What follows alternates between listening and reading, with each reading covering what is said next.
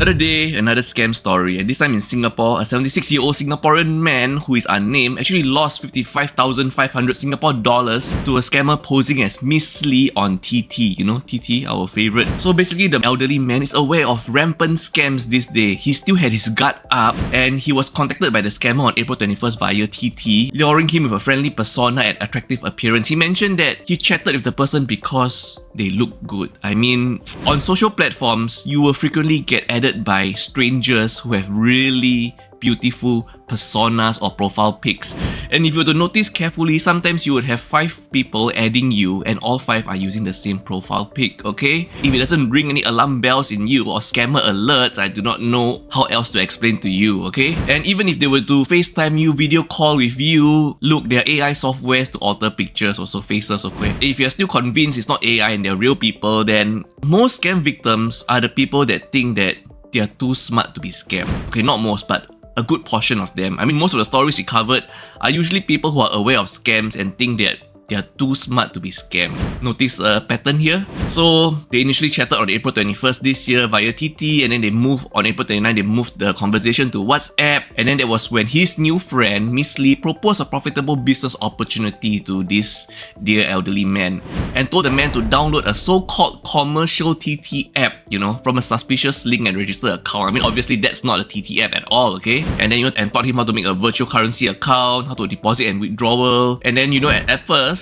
he had some difficulties in installing the new apps and so forth, but in the end, he managed to withdraw some money. So the scammers always give you you know what you call it, 甜头, a bit of something sweet, you know, like a little candy, just to bait you out first, you know, to bait your trust. After he did a little bit of testing, you know, I can withdraw some money, okay, time to go all in, isn't it? So he then transferred up to a total of 55,500 Singapore dollars into that new virtual wallet. But eventually, he realized he couldn't withdraw any funds, and he finally realized he was scammed. Out of that sum of money that he was scammed of, 10,000 Singapore dollars was actually borrowed from a friend. This money loss was his life savings, okay? He couldn't sleep well, he was stressed, until he finally confessed to his 3 children and reported to the police, but still hid the truth from his wife. His children, you know, supported him and still tried to help by supporting him with 1,000 Singapore dollars monthly, you know, for living expenses. But then, even though after all this has happened, even though he has already reported to the police, he still insists to the reporter that Miss Lee is a real person.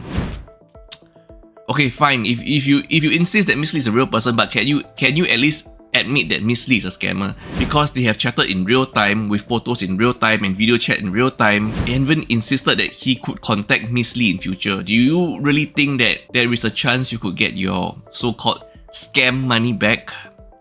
You need to spread awareness, you know, tell people, don't think you're too smart to outsmart the scams, okay? Because apparently, all the stories we share about being scams are people that think that they are too smart to be scammed. So we have an update on the NTU story where 3 students got a 0 mark for their assignments because they use AI tools when their instructor have explicitly told them no AI tools were allowed. Okay, so an update. For the 3rd student, he will not be pursuing an appeal because he's in a rush to take up a job, but he did express concerns about the impact on his academic record and reputation because he got a 0 for this assignment. So now NTU has convened an appeal review panel including AI experts to assess the cases following students' appeal, and 2 students have had face-to-face consultations with faculty panels to evaluate their appeals. The results are not known yet. So the 1st student, okay, was accused of academic fraud for using StudyCrumb, an AI-powered essay writing site, to alphabetize citations. However, she was able to provide a draft-back time-lapse video showing that she wrote the essay herself. She even mentioned that she even paid 40 SGD Singapore dollars just for this formal appeal, and allegedly during this 2-hour consultation, the panel agreed that Alphabetizer was not generative AI and the misconduct will not appear on her permanent record, but she is still awaiting final appeal outcome. So maybe there's gonna be some distinction. Maybe the lecturer initially said all AI tools, maybe they're gonna make it more distinct and maybe make it like, you know, only no generative AI. We do not know yet, okay? But maybe they're gonna make a distinction right here. And for the 2nd student, she was accused of academic fraud for using citation machine and ChatGPT to organize citations and conduct minimal background research. The 2nd student admitted to using ChatGPT for research but did not use AI-generated content in the essay. So once again, now her case is she used AI just for research, but her essay was wrote by herself. There was no generative AI, no Gen AI used in her essay. And she also argued that the punishment was disproportionate and that AI used for research was not clearly prohibited. Well, the teacher did say that no AI tools, right? Didn't exactly say no Gen AI. So I'm not really sure about this. No, we do not know the final appeal result yet, but maybe the panel might make it more distinct what is exactly the type of AI tools that were not allowed here, okay? So basically, different lecturers, or should I say instructors, have different specifications for different assignments, right? So basically, this instructor had explicitly banned AI tools for the assignment to access research skills, originality, and independent thinking. So if one of the criteria was research skills, and if you did use AI tools for minimal research, background, that kind of stuff, so the panel will tell us in the future whether they're going to make it more distinct from no AI tools to basically no generative AI. I mean, NTU is reviewing the appeals to balance academic integrity with fairness involving AI experts. So, we will let you know when we have the final results.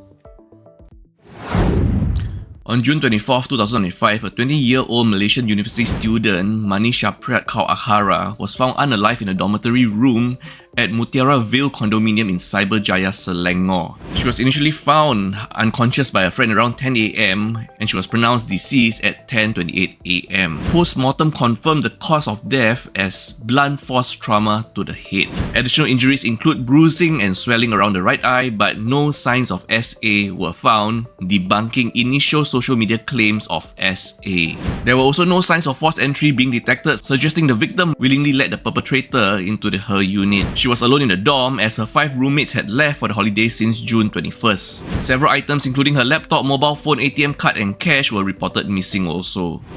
Now, we have 3 suspects aged 19 to 20, 1 man and 2 women. They were arrested on June 26 and early June 27 in Johor Bahru and Gemenech Negeri Sembilan. They are believed to have known the victim personally, with one reportedly being the boyfriend of the victim's roommate. The suspects are currently being remanded for 7 days for investigation under the Malaysian Penal Code, which carries a mandatory death penalty upon conviction. This incident highlights the safety lapses in Cyberjaya student accommodations, as the complex lacked basic security measures like CCTV cameras. This has sparked also public outrage and calls for stricter safety protocols in dormitories. Our thoughts and condolences to the victim and their loved ones.